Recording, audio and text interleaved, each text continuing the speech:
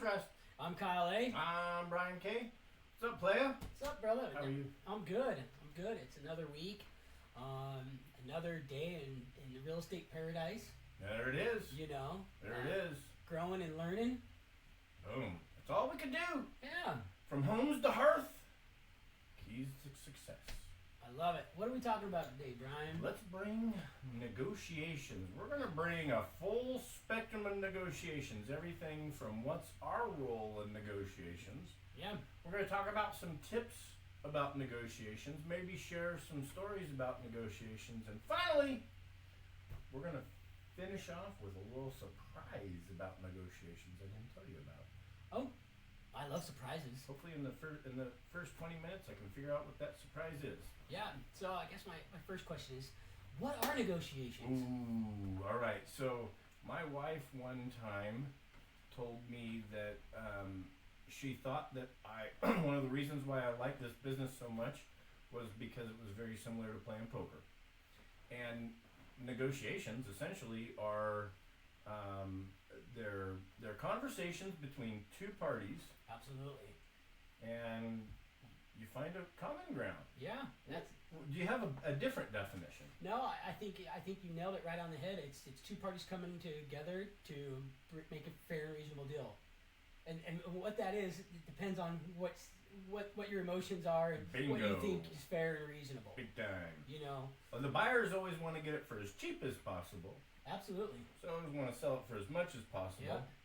Yeah. Somewhere in the middle, the bank, if they're involved, comes in and says, "Yeah, we're not wanting quite that much money on it. But Absolutely. we'll give you this much for it." Absolutely. That's where appraisal comes in, and you know, you also it's charged. It's an energy charging process. Like depending on where your emotional base is. Like you work with an investor, they have no emotions in it. Black and white. If they're buying and selling, they're just out for dollars and Spreadsheet. they're gonna calculate it. You deal with a homeowner who has lived there, the whole time they had it built. Husband died in it. Rebuilt the bathroom 3 times. Put in that countertop. Kids were born in it. The handprint in the Oh, yeah. cement. Yeah, and you can knock on every other neighbor's house, and they think their house is way better, and they think it could be falling down around them for crying out loud, and they got the best house on the block. Did you see this plywood countertop that I have?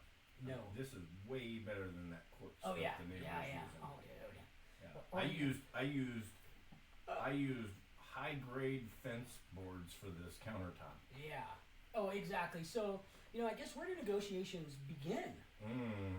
Well, so I think that your comment earlier was purchase and sale agreement, but do they possibly begin before that?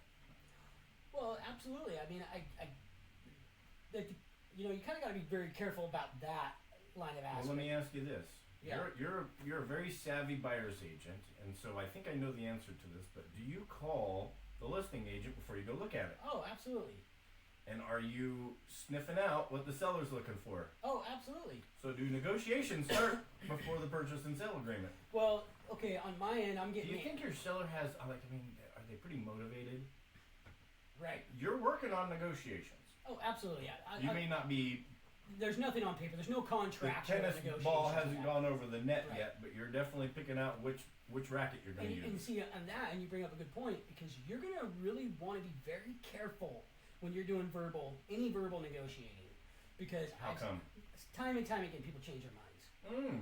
And when you go back, let's say you're a buyer's agent, and you go back and you say, well, yep, the listing agent told me that they'd be willing to do this. They're very motivated, right?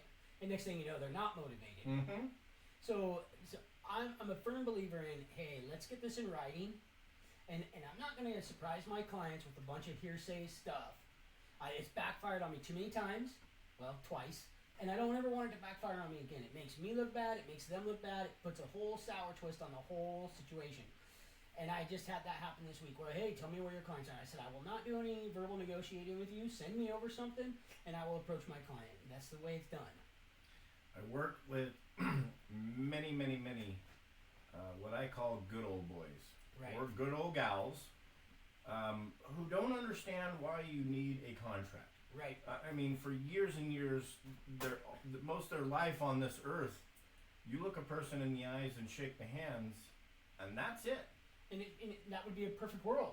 doesn't boil down to that though when it comes to the courtrooms or who Right. does what by when we take it to a broker, right? Absolutely. So you bring up a great point. Contracts are extremely important in these negotiations. Yeah, they're legal documents, and so good situation is, hey, ask your client, talk to her. I said, at this point, we've already kind of went back and forth. I won't do anything verbal, and ultimately, I ended up doing verbal. But I called my client first. I'm saying, here, where are you willing to go? Meet these guys in the middle. And I said, I do not want to misrepresent you in one way or another. And so she told me where she wanted to go, and I just shot a text. Here's where my clients are willing to do. Now, does that mean that it's over? No. Who knows? The truth is who knows. Yep. But I'd like to start back and take this back full circle, and let's start with the purchase and sell. Okay. I mean, what is the purchase and sell?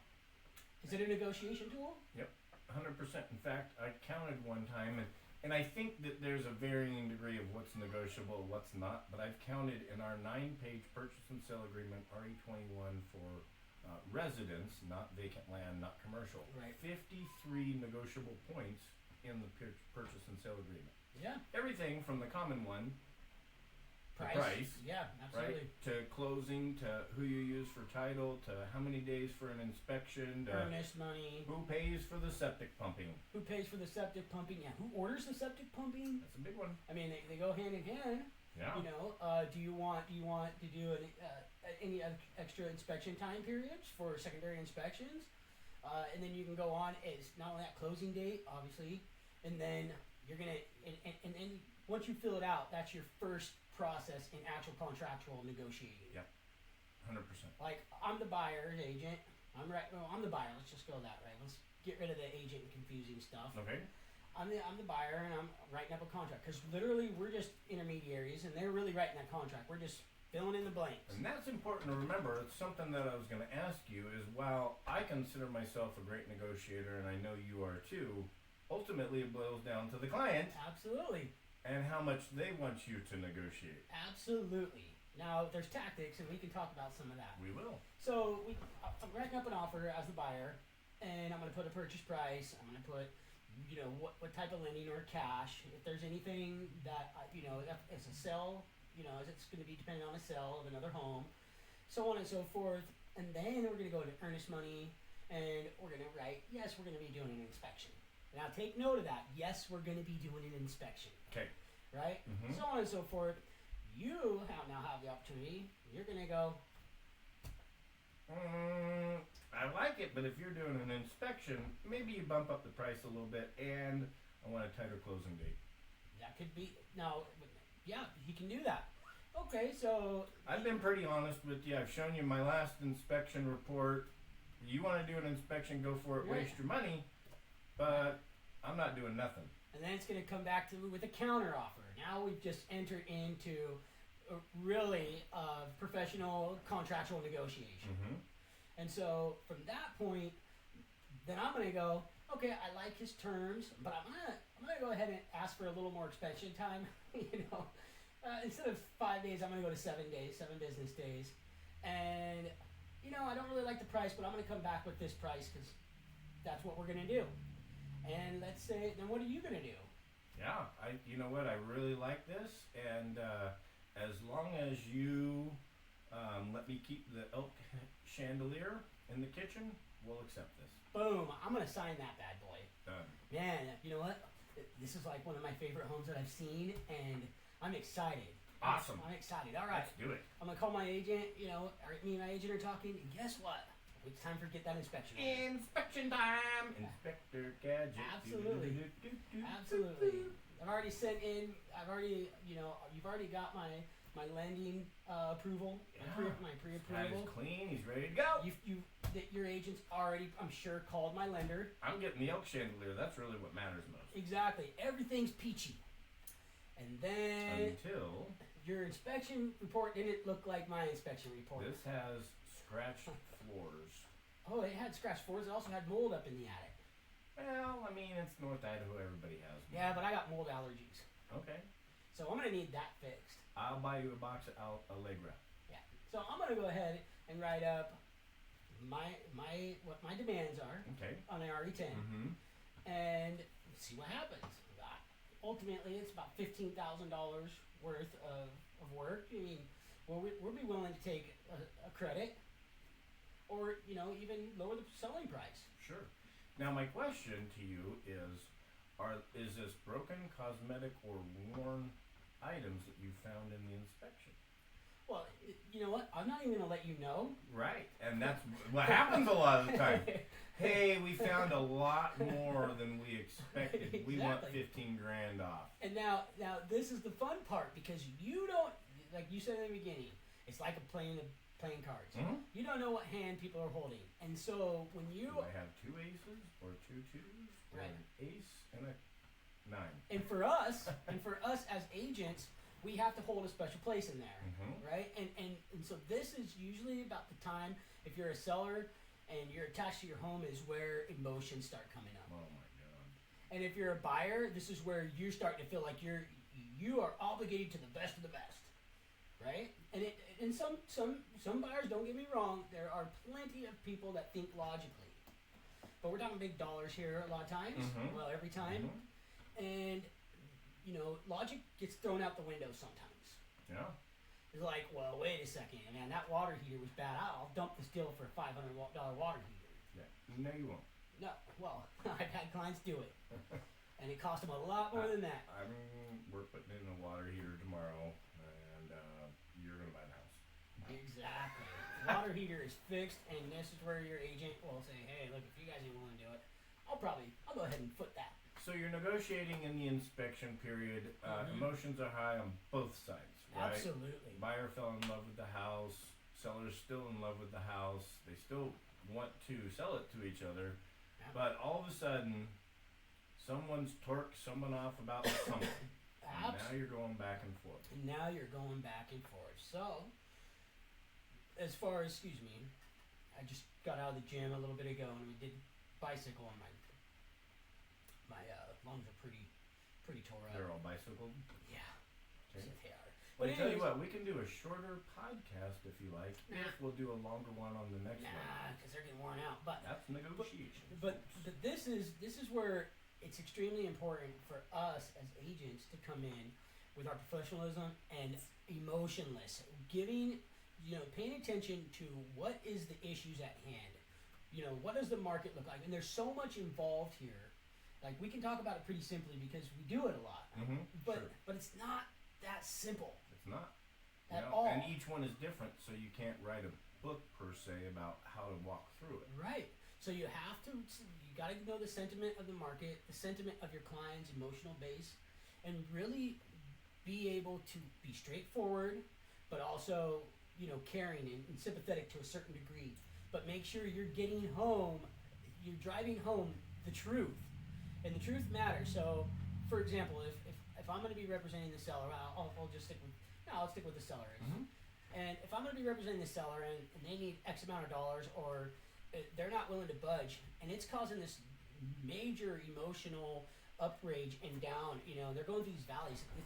That is very key to talking with your client about the purpose and reason of getting through this as quick as possible. Now, do you want to go through this again? And here's where the market's at. And what kind of market are we going into, Brian? Yeah, we're slowing down, that's for darn sure. We're going into a buyer's market. There's more homes coming on the market. I mean, there's less buyers, and the buyers get to choose. So you're going to need to be straightforward with it. And it doesn't mean that you, as the seller, have to make these decisions. It's our job to guide you into making the best decision for yourself.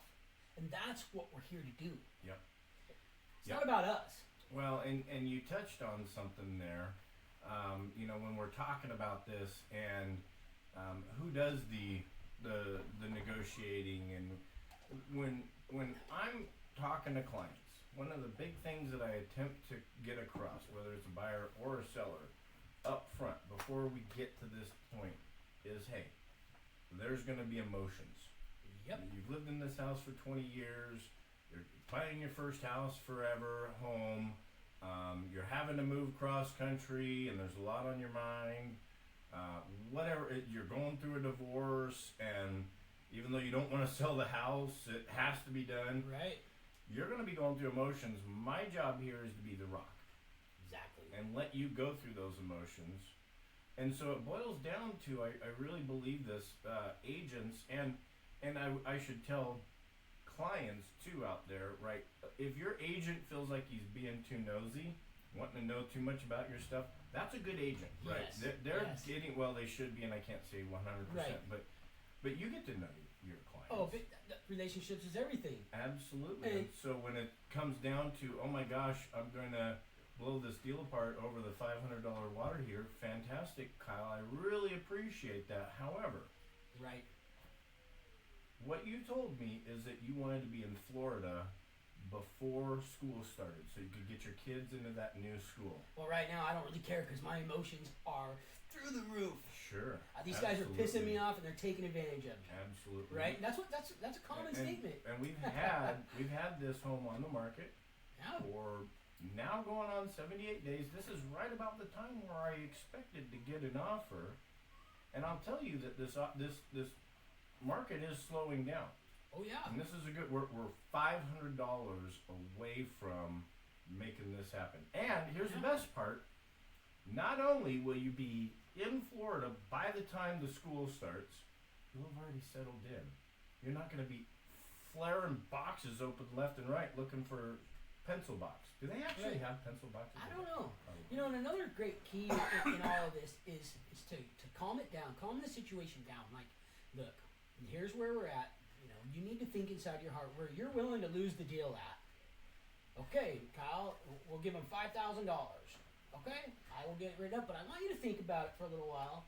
I'm gonna call you back when I get back to the office and see where you're at. Nope, I'm fine. Write it up.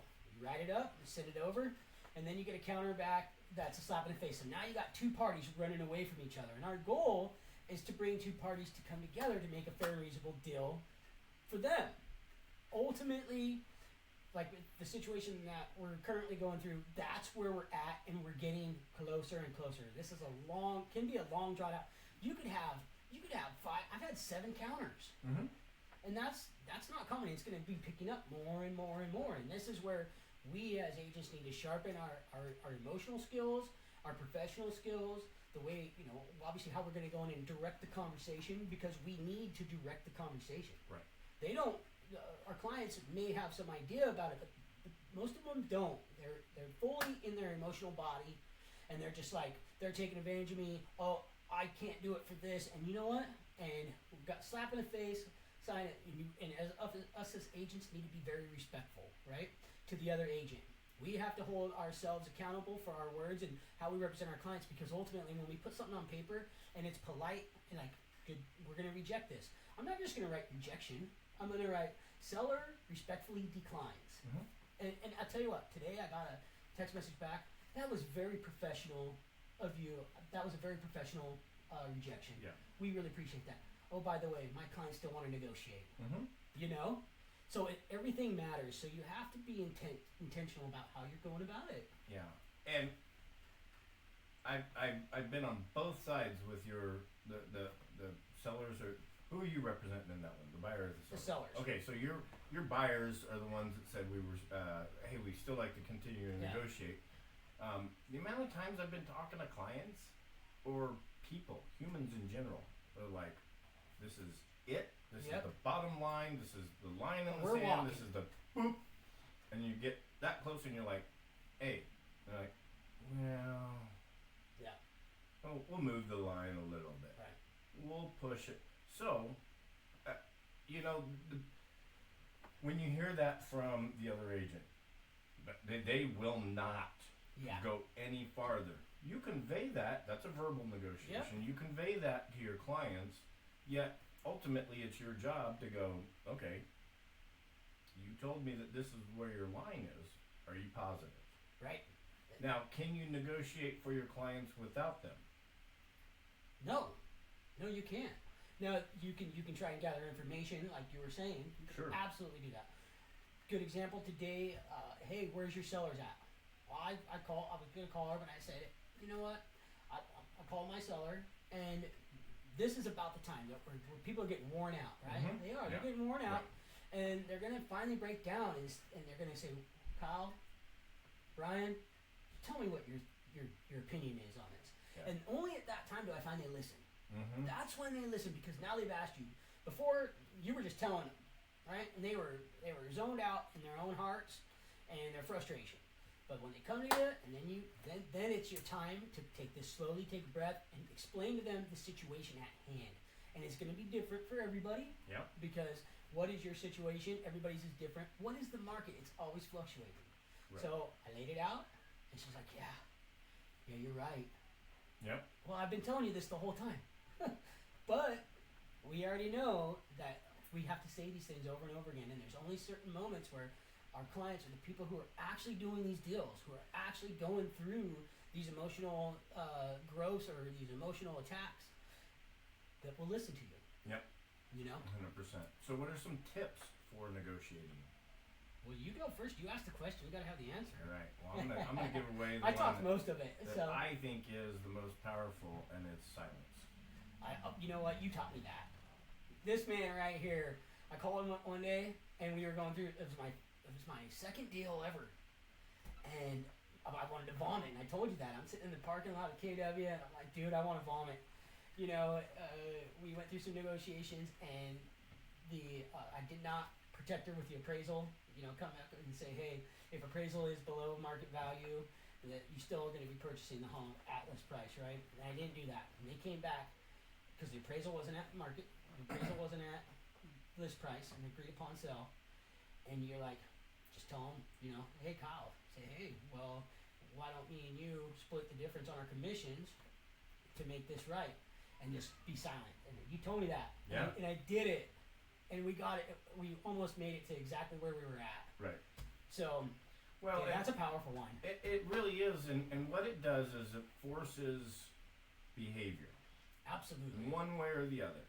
And I joke around, you know, like I used to have some headsets and it had a little microphone, and as soon as I'd flip it up, it'd go mute.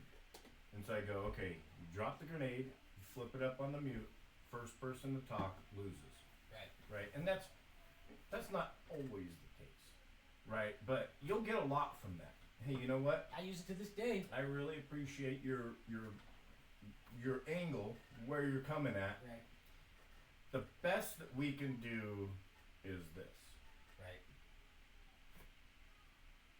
Exactly. Right? And then the other person's going to sit there and squirm and squirm. Well, I'll see what I can do and I'll take it back. And it may not be your best. I will tell you, so sometimes your clients give you a little bit of leeway and they say, well, we'll do whatever you want or whatever you think is good. I'm sure you've had that. You know, what do you think, like you said? And this year, I don't want to get too specific with numbers, but this year I can tell you that my client was comfortable with accepting a seller, was comfortable with accepting a number. And when I talked to the buyer's agent let me know that his buyer would probably come up above that number, right? So do I just lay an egg and say, hey, you know what, my seller will go down to this? No, I went back to my seller and I said, hey, you know, when I talked to the buyer's agent, I'm pretty sure we can get this. Sent over the counter offer, signed, sealed, delivered, got her about 10% more for the property. Yeah, and that buyer's agent. Well, I don't know if that's legal, but it happened. Well, That's not good advocation. and that's why you ask these questions. Yeah, because some people's willing to give it to you. Before we Yep. break off, let's go on another tip. Do it. So if you're a seller, I think it's very wise to ask your agent, you know, where's the market heading?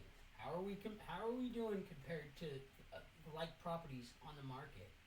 How are we doing sitting where we're sitting? What's going to happen if we go back on the market?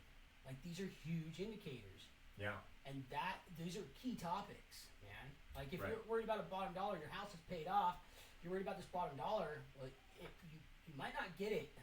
And matter of fact, you've probably already surpassed it and you're not getting it anyway, but do you want to go lower? Right. And these are truthful, and these are hard conversations for agents these are necessary conversations for us agents to be bringing up. Non-experienced agents will have a very hard time bringing it up. And there's certain situations where you have to wait for the right time to talk about it because they're just not emotionally capable of hearing you. So that's my tip. So one last tip, and I like this. It can be buyers or sellers, Mm-hmm. and we maybe even have shared it on this podcast here. But it's the what would you do?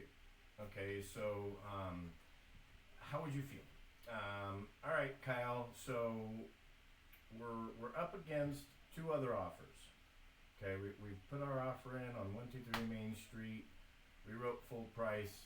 The seller has come back and said highest and best. Right. And right now we're at 500. How much would you like to offer? So highest and best obviously means we're not no escalation clause. Yep, highest and best. Well, I hope my agent's done his homework. I have. What do you want to offer? Well, tell me where, what's the value of this property?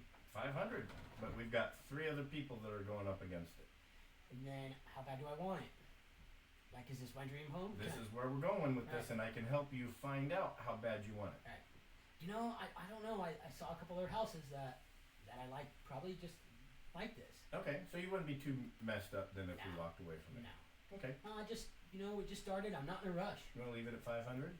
Yeah, let's go 505. Okay, sounds good. Let's walk through a quick exercise here, Kyle. At 505, let's say we've placed the 505 offer, and we find out tomorrow that the house went for 506. Yeah. How are you gonna feel? Well, that's a shot in the dark. I'm gonna feel fine. You're gonna feel fine. Yeah. Okay, great. So 505 is your line. Absolutely. Now, some people, off script now, some people will go, oh man, Right. over $1,000 bucks. Like, I'm so tired of looking. I would have Right. paid 507. Okay, so 505 is not your line, and we're not going to get any more counters past this. Right. So let's talk about 508. Right. If you wrote the offer today for 507, and you found out tomorrow it went for 508, how are you going to feel? I'm still sticking at 505. You're still sticking at 505. Some people are going to go, oh, geez, man. Yeah. And you'll hear it from them. Oh, absolutely. And you just tell them, you go, you keep doing that. And sometimes and right there on the phone call, you can get it down to 505 is their number, or sometimes you find them going up to 510, 512. It's going to be situational for But sure. eventually they go, that's just too much. And you go, great, we found your top dollar. Right. Are you comfortable with that? Right. And 99% of the time they are, because you've walked through that. Right. Now, it also, you sprinkle in that motivation piece. Okay, 505, and you find out tomorrow that you're not getting your kids Right. down to Florida Yeah. because of Yeah. $1,000 Right. Or, ultimately, you're worried about this $8,000, but it's causing you so much stress. You got 2 house payments. What really needs to happen here? Yeah. So you're running a quick net sheet and you're given some ideas, and you hear that, oh, but you're right, Kyle. Or you're right, Brian. We need to finish out. We need to figure out how to get this deal done. Yep. And this is the slow process of coming in. So that's negotiations, guys. Well, Yep. a small snippet, but I think we really unpacked the majority of the emotional side and really the understanding of how it starts and where it's going.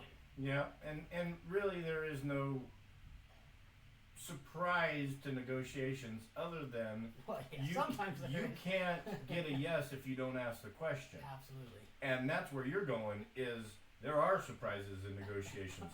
Oh, yeah. We've all you've written an offer, I've written an offer where you're like, yeah, you're just kind of like almost embarrassed. You don't want to call the agent, and the next thing you know, you've got something under deal, and you're like, Yep. you serious? Done it. Okay. I've seen them, and I get, oh, I'm so sorry about that. I say, absolutely no need for apologies.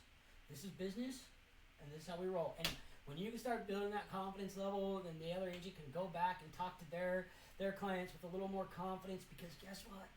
It might be a big deal to these guys, but this is what we do for a living. This is not a big deal, and we can't allow it to be a big deal. Yeah, exactly. So that's our podcast, gang. I love it. Well, we've got to get going because Kyle didn't pay his internet bill, and we're freezing Whatever, up. So. we're over our limit. Love I'm you, Brian man. King. I'm Kyle A. Peace. Peace. 29 minutes, dude. It's weird. You see how far, that's not us.